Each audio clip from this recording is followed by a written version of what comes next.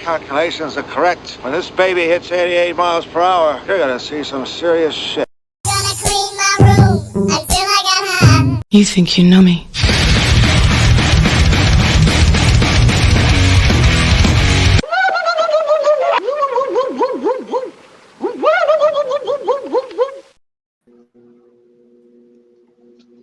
Hello, everybody. I'm the Big Alboski. That is TJ Spitter, I think. And this is Shooting the Shit. What's up, guys? Hi, kids.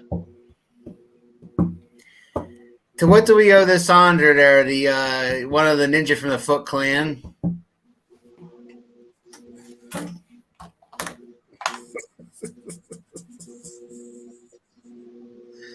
How are we feeling tonight, bro? What's the matter? What's on hard? It's hard being a Raiders fan today and yesterday and the day before. I understand that.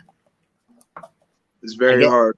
I get that, but Cousin Phil made a big point on Home Team Sports last night, and it hit me. It resonated with me big time. If this was the Philadelphia Eagles, and the guy in question was not the coach of the Raiders, it was the coach of the Eagles. And he resigned. Nick Sirianni is the guy's name. If he resigned and in the same manner and all this shame on everything, and it went back 10 years, 11 years, whatever it did, would I still be an Eagles fan today? Yeah. Because I can't completely absolve nor blame the organization for what the man did. Right. So that's how I feel. Day one, I was pretty angry with the organization as a whole. Let's be clear. They need to dismantle the good old boys club. Hey, mama, how are you? They need to dismantle the good old boys club. Like, was it the Washington owner? How this ball started rolling? Yes.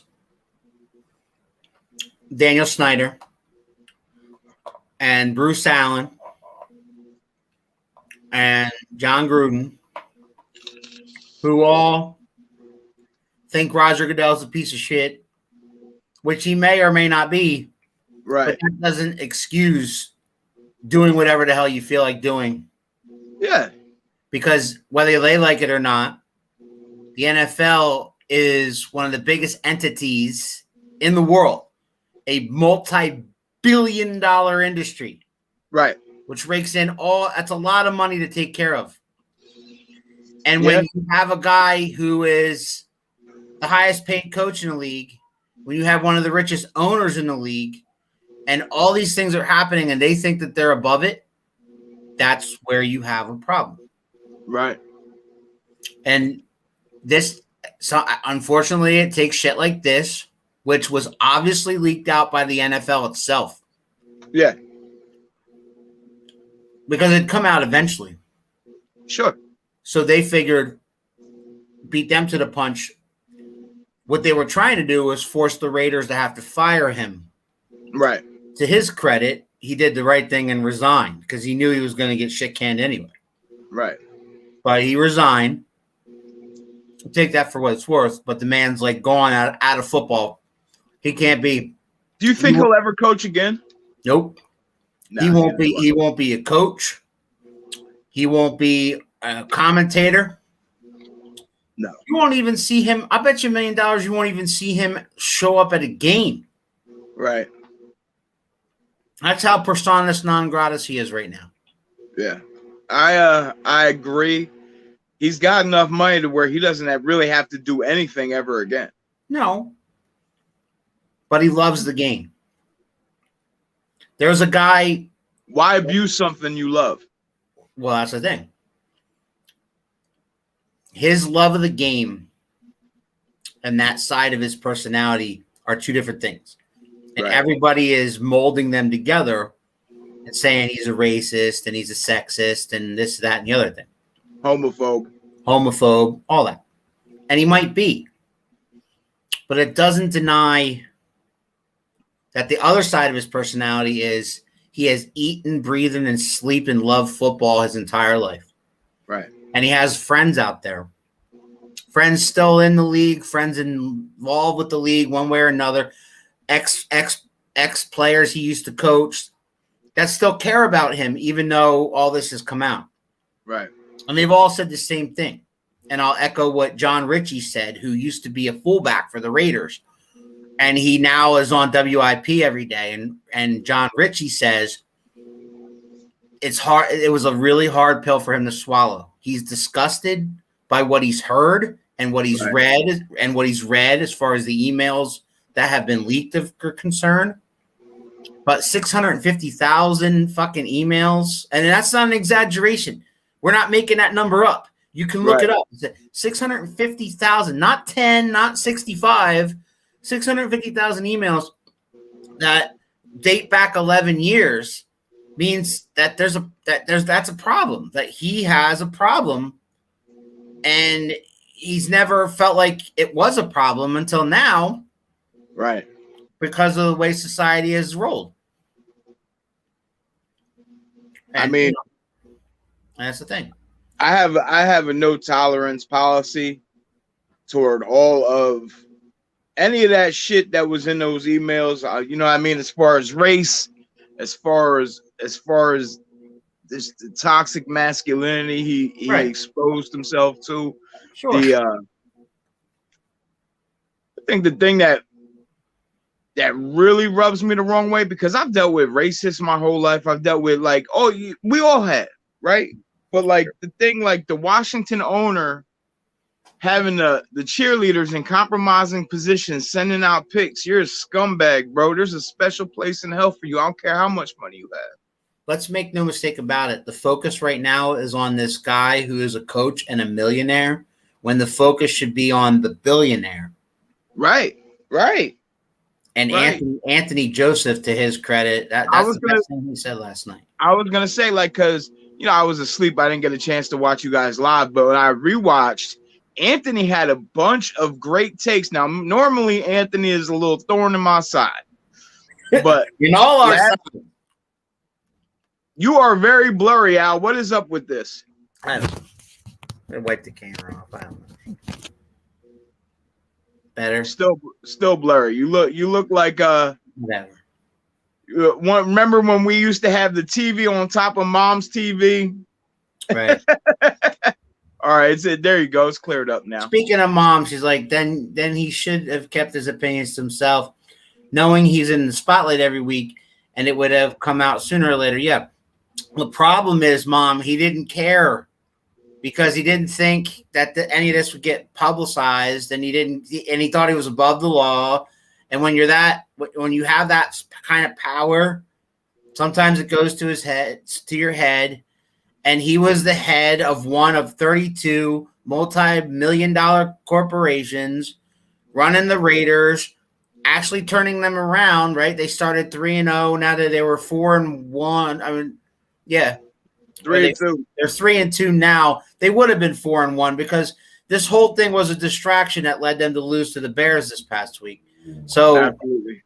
So here on out, hopefully they can get over that. I think it's going to resonate for a couple of weeks, but maybe once the stank is washed off, and this guy who's taken over is a really good coach, and he knows the system. He knows Gruden's system. He knows how Gruden did things. So I think it'll take a few weeks for the Raiders to recover, but I think they will recover eventually, and they'll start winning again. But as far as we talked about this yesterday, TJ, as far as Raider Nation dropping the Raiders like a bad habit, you can't do that based on Jon Gruden. You can't. Oh no, I'm still silver and black until the day I die. Yeah, and it's always going to be that. Let's be clear, we will kick your ass in the parking lot and then beat you on the football field. Yeah, and if you want, there's people. Anthony made a great point too. Another one where he said there's people out there that don't watch football at all because of the kneeling down for the national anthem thing, and that's their right. And if people want to drop the Raiders because of this, that's their right too. But I'm just saying, in my opinion, I'm not going to blame the Raiders. I mean, not that they're not absolved of all blame at all. But I mean, ownership, I'm saying, because basically, if you look at it from the outside looking in, if you're not a Raiders fan, you could look at this and say, it seems to me that they tried to sell their soul to the devil for a Super Bowl, because this guy was a Super Bowl winner, a proven winner. There was like 10 teams after him for every year. Every season he did Monday Night Football, there was like 10 teams calling him up every year. Coach, you want to come back? Coach, you want to come back? And the Raiders, he had unfinished business with the Raiders because he got them very, very far in the playoffs, I believe, to the AFC Championship game once upon a time before he was coach of the Buccaneers, and he failed. And so this was a redemption tour that's kind of gone off the rails now because of all this. So, I mean, it is. He did. He got them to the dance. And then the very next year, he jumped ship and took the Bucs to the Super Bowl. Right. And then so he did that, and then he decided to retire. He didn't like. He's like, I don't think it's ever going to get any better than this. Took the money again. Took the big contract from Monday Night Football to do Monday Night Football, and he was good at it. I mean, he was really good at it. Good at analyzing plays. I liked how he used the telestrator, and he would tell you exactly what the quarterback was thinking and the inside stuff that some guys can't do. He could do that being an NFL coach, being a former NFL coach. And then the Raiders lured him back with this 10-year deal, which he was only in year 4. He was only in season 4 of. So he throws all that money away because he obviously, he resigned. And that's that. But I have no remorse for him. Like I'm not sad for him today. I have no remorse for him. But no, you don't get any empathy from me for being a dick. But at the same time, his legacy, that whole thing, it sucks. It sucks. Took him from the Ring of Honor. It's one thing. Yeah, the Buccaneers took him right. And one thing I do want to say though, and to play devil's advocate a little bit. Keyshawn Johnson.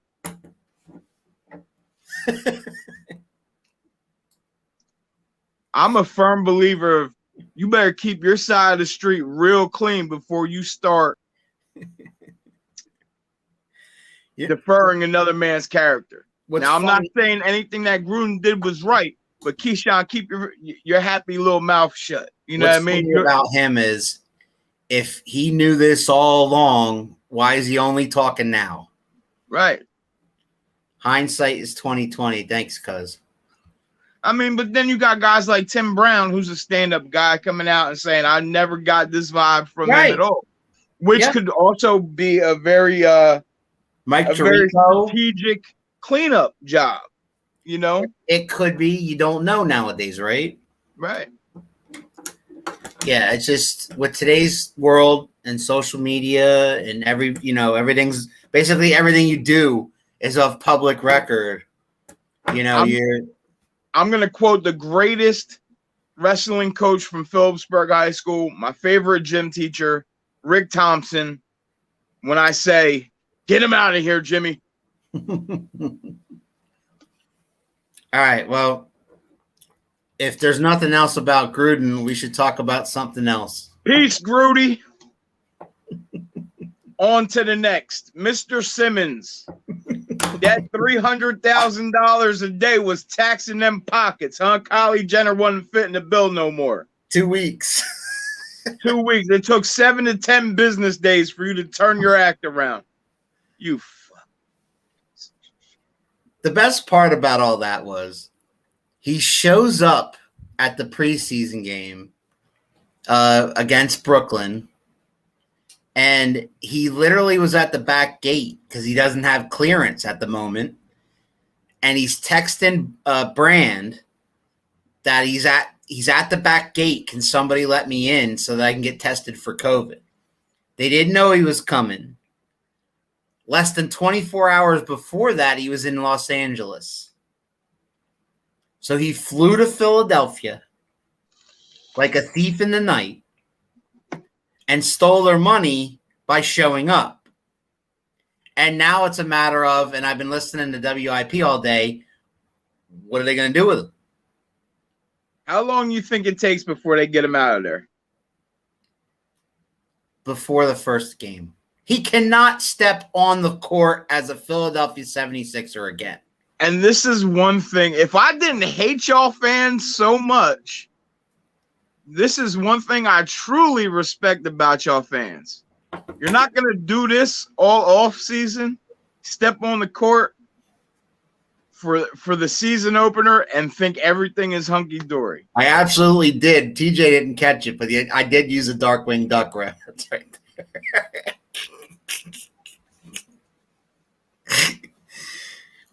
Oh, man. What are you doing with him? I would ship him off to the G League, me personally, but that's not realistic. The only thing, the worst part about it is he's in such an upside down contract.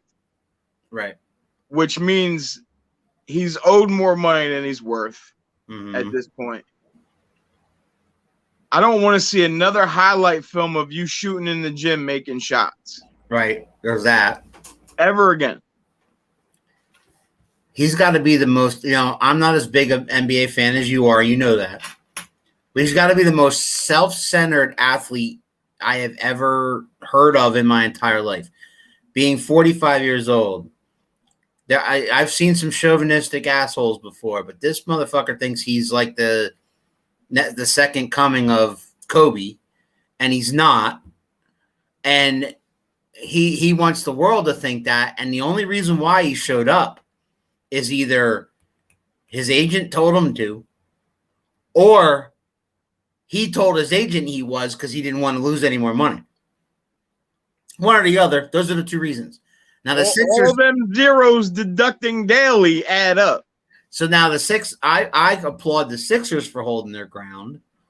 I applaud the Sixers for not budging on this guy and not forcing anything or not going. They could have traded him a while back when they got some. They got two boxes of Jujubes and a Laffy Taffy for him.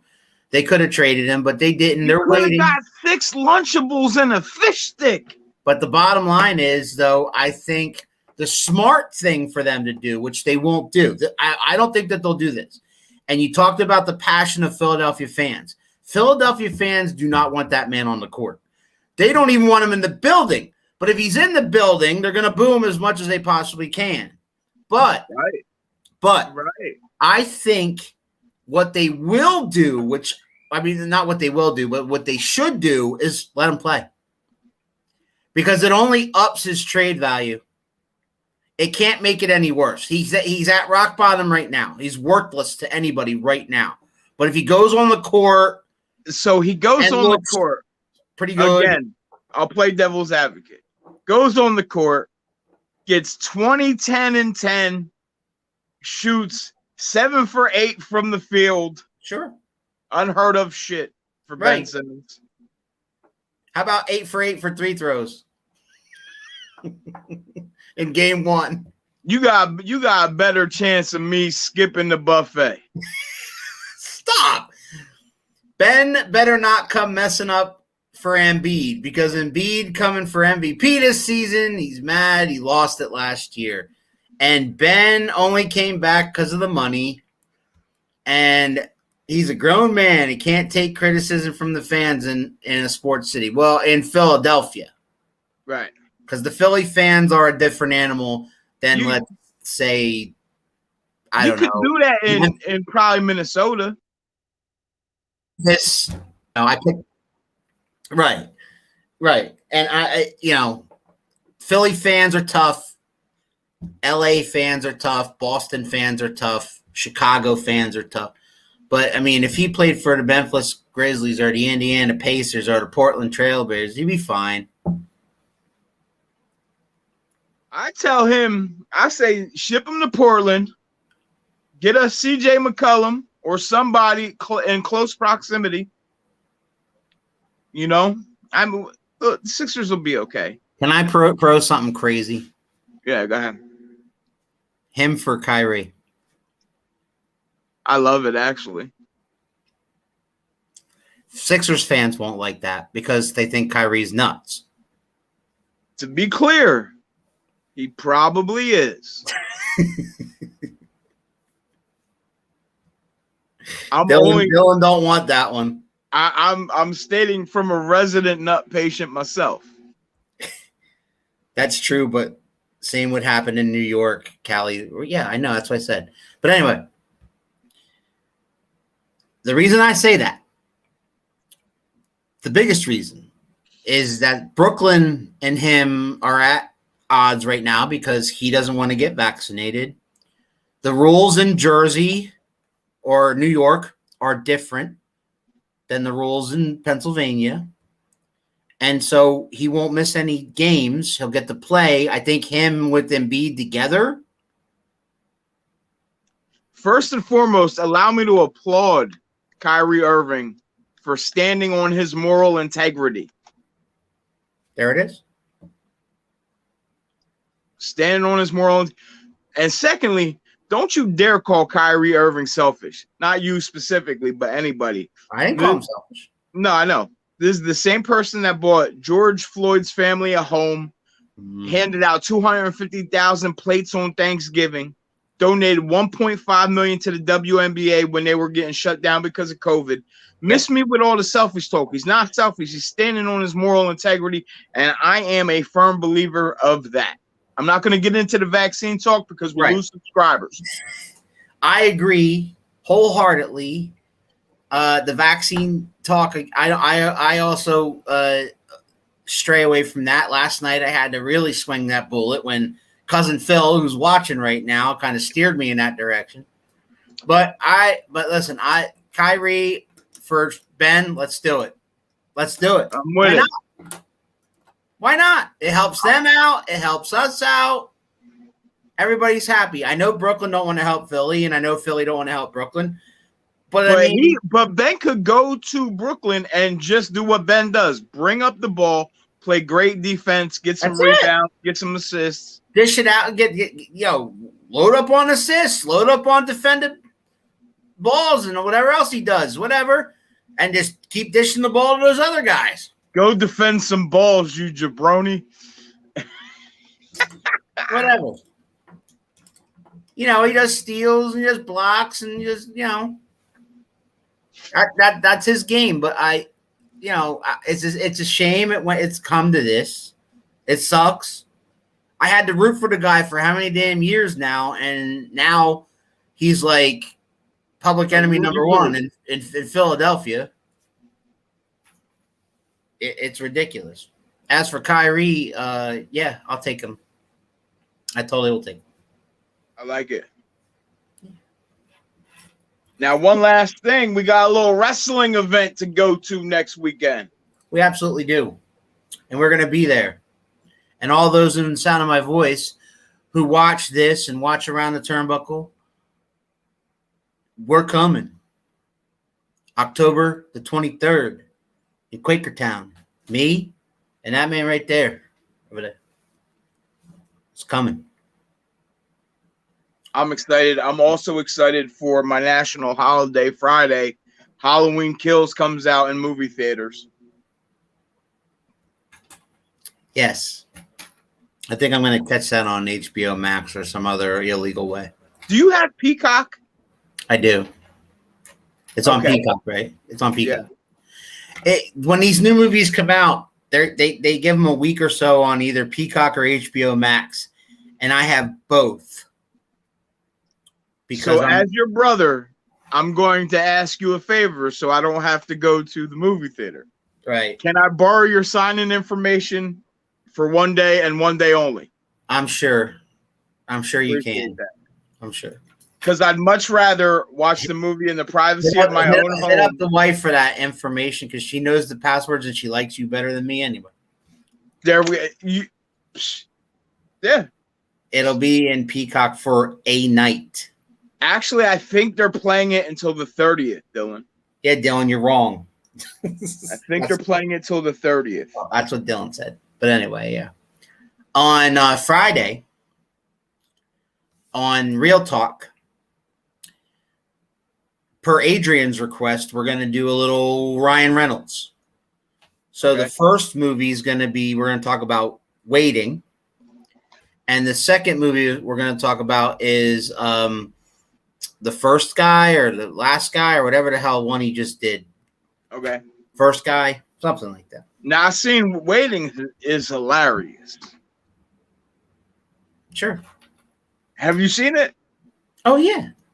It's fucking gold. I have to watch the new one. Yeah, I haven't seen the new one. Yeah, it's Funny Guy, Last Guy, New Guy, whatever the hell it is. Funny Guy, First Guy, Second Guy, Last Guy. We don't know. Yeah, he he sent it to me. What the hell was it? I don't remember. I was You got all kinds of alarms and bells and whistles going off. Well, I pulled the phone out and it was dormant, and then when I wake it up, like all this comes at me, you know. But I'm proud to announce this right now. Now that renewed. You froze. What are you proud to announce? Go ahead, go. I'm proud to announce that we have renewed for a year. The payment has been made, so we are with you from now till at least October 2022, and just giving you as much as we can give you entertainment-wise, whether it be his show tonight, Spitting with Spitter, whether it be we pop on like this for random thoughts, whether it be home team sports, whether it be around the turnbuckle, whether it be real talk.